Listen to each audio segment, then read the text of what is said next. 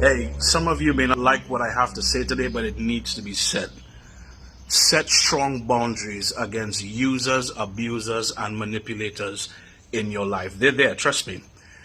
And I pray that God will give you wisdom to see who they are. But stop giving people shortcuts at the expense of your mental health, your spiritual health, and especially their own growth in life.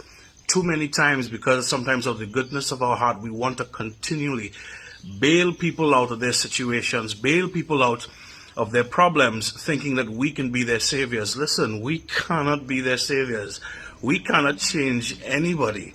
And I've seen people go into committed relationships, even into marriage, thinking with that mentality, don't worry, I could change him, or don't worry, I could change her. How that working out right now? The reality is we can't change anybody, right? We have to just allow them to grow and to mature for themselves. And one of the key language that you need to listen to, and especially it will come from an user and abuser, is one of the things that they will say is, well, I go change for you. You start bad there one time.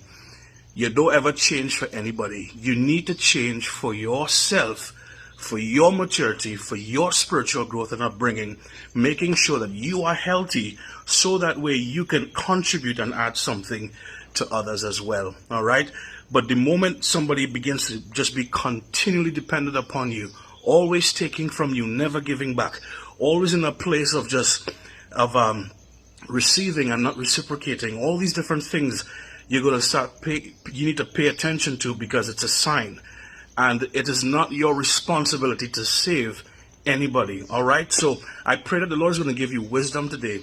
Set the boundaries where it needs to be set, and be very mindful. And remember, don't give people shortcuts at the expense of your own mental health. They need to grow for themselves.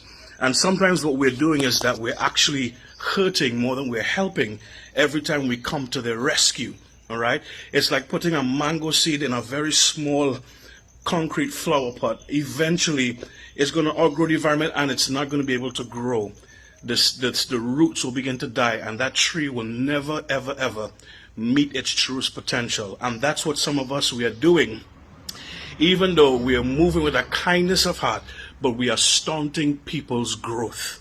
So sometimes the best thing we can do for people is let them grow for themselves, right? It doesn't mean you can't be a friend. It doesn't mean that you have to stop loving them, but let them experience certain things where they can call upon the name of the Lord for themselves and see God work for their own life, and let them grow independently in learning how to trust in God for themselves as well. All right?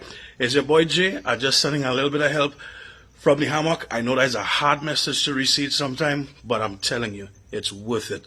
If you really love someone, let them find themselves for themselves. Blessings. Take care.